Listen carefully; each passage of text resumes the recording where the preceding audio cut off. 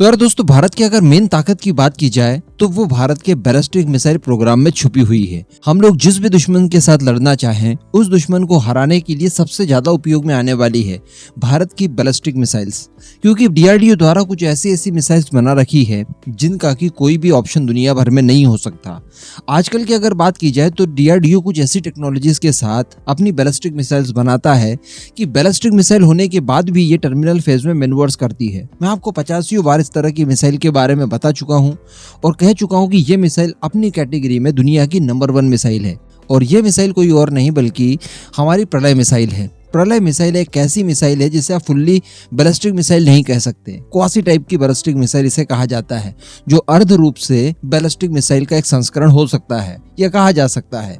बाकी इसकी जो प्रॉपर्टीज होती है ये काफी हद तक क्रूज मिसाइल से इंस्पायर्ड है, यानी ये मिसाइल अपने एक पाथ पर नहीं चलती है बल्कि पाथ को बार बार चेंज करती है, मैनवर्स करती है। इस वजह से हमारे जो एनिमीज हैं वो इसकी ट्रेजेक्ट्री को लगातार फॉलो नहीं कर सकते, और अगर लगातार फॉलो नहीं कर सकते इसकी ट्रेजेक्ट्री को तो इसका मतलब उनका कोई भी एयर डिफेंस सिस्टम इसे मार नहीं गिरा सकता। और इस मिसाइल को जहां पर आपने टारगेट किया है ये वहां पर जाकर डिस्ट्रक्शन करके ही रहेगी। अब इसी प्रलय मिसाइल को लेकर कुछ नई खबरें निकल कर आई है और ये खबर भारत की रॉकेट फोर्स के साथ भी जुड़ी हुई है। आगे मैं आपको वीडियो में सब कुछ बताने वाला हूँ कि खबर एक्चुअली क्या आई है।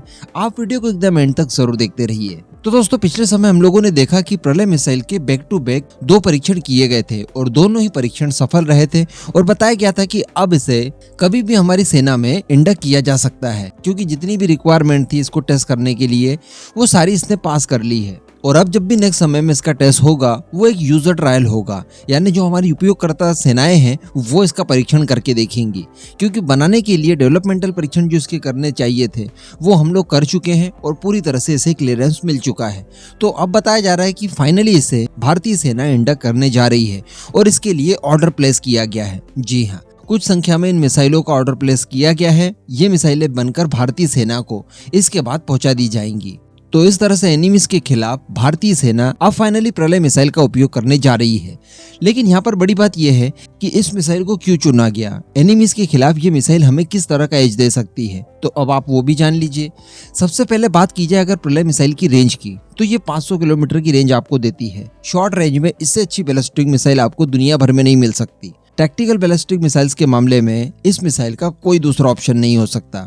हालांकि ये जो 500 किलोमीटर की इसकी फुल रेंज है इसे आप कम ज्यादा भी कर सकते हैं। कैसे? इसके पेलोड की मात्रा को लेकर। इसको अगर आपको 500 किलोमीटर तक ही स्ट्राइक करनी है तो आप बड़ी आसानी से इसमें 700 किलो का पेलोड डाल सकते हैं। 700 किलो बारूद लेकर ये 500 किलोमीटर दूर आपके टारगेट को डिस्ट्रॉय कर सकती है, और ये इतनी भयानक डिस्ट्रॉय करेगी कि अगर किसी एयर डिफेंस सिस्टम की रेजिमेंट के ऊपर इसने अटैक कर दिया तो पूरी की पूरी रेजिमेंट को ये निकल जाएगी, एक भी सिस्टम उसमें नहीं बाकी रहेगा। लेकिन अगर आप इसको ज्यादा रेंज तक इस्तेमाल करना चाहते हैं तो इसमें पेलोड कम कर दीजिए। इसकी जो पेलोड की कैपेबिलिटी है वो 350 किलो से लेकर 700 किलो के बीच में आती है। आप अपनी जरूरत के हिसाब से और टारगेट के हिसाब से इसका पेलोड सेट कर सकते हैं, इसकी रेंज सेट कर सकते हैं। कहने का मतलब ये आपको काफी कुछ फ्लेक्सिबिलिटी देती है। इसका इस्तेमाल स्पेशली किया जाएगा दुश्मनों के हाई वैल्यू टारगेट्स को न्यूट्रलाइज करने के लिए।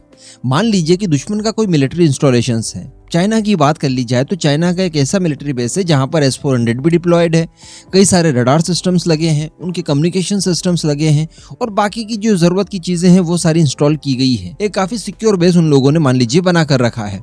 अब उसे अगर हमें न्यूट्रलाइज करना है तो हम इस मिसाइल का इस्तेमाल कर सकते हैं। चूंकि ये मिसाइल मैन्यूवर्स करती है, शुरुआत में मैंने आपको बताया, इस वजह से चाइना का एयर डिफेंस सिस्टम इसे इंटरसेप्ट नहीं कर पाएगा और ये मिसाइल अपनी डेजिग्नेशन पर जाकर गिरेगी। ऐसी परिस्थिति में इतना मास डिस्ट्रक्शन करेगी कि चाइना का वो पूरा मिलिट्री बेस उखाड़कर फेंक देगी, कुछ भी उसमें बाकी नहीं रहेगा। तो स्पेशली इन्हीं सब कारणों की वजह से इस मिसाइल का इंडक्शन अब किया जा रहा है। वैसे क्वांटिटी वगैरह और प्राइस वगैरह को लेकर अभी कोई भी चीजें निकल कर नहीं आई है, लेकिन काफी बड़ी मात्रा में इनका इंडक्शन होगा, इसमें कोई दो मत नहीं है। शॉर्ट रेंज की मिसाइलें जो होती हैं हमने रशिया यूक्रेन वॉर में भी देखा, काफी बड़े पैमाने पर इस्तेमाल की गई और इन्होंने अच्छा रिजल्ट भी दिया। अब अगर रॉकेट फोर्स की बात की जाए तो हमारे जो CDS साहब थे, स्वर्गीय CDS साहब, उनका एक ड्रीम था रॉकेट फोर्स बनाने का। उस रॉकेट फोर्स का भी एक अहम हिस्सा होने वाली थी, यानी अग्नि प्राइम भी इसमें शामिल थी, इसमें प्रलय बैलिस्टिक मिसाइल शामिल थी, कुछ और शॉर्ट रेंज में मिसाइलें इसमें शामिल थी। तो कहने का मतलब ये मिसाइल काफी अच्छा रोल प्ले करने वाली है दुश्मनों के खिलाफ। इसी के साथ साथ भारत ने इसे एक्सपोर्ट मार्केट में भी उतारने की बात कही है और कुछ समय पहले हम लोगों ने देखा कि अर्मेनिया की तरफ से ऑफिशियली इसके अंदर इंटरेस्ट भी दिखाया गया। तो इन फ्यूचर अर्मेनिया को भी हम लोग ये मिसाइल बेचने वाले हैं। अर्मेनिया अपनी रशियन टैक्टिकल मिसाइल्स को रिप्लेस करना चाहता है प्रलय मिसाइल के थ्रू। तो खैर ये तो बात की बात है, लेकिन सबसे पहले डीआरडीओ का ये हथियार भारतीय फोर्स के लिए बहुत ज्यादा उपयोगी साबित होगा। इस पूरे मुद्दे पर अब आपका जो भी मानना हो नीचे कमेंट करके जरूर बताइएगा।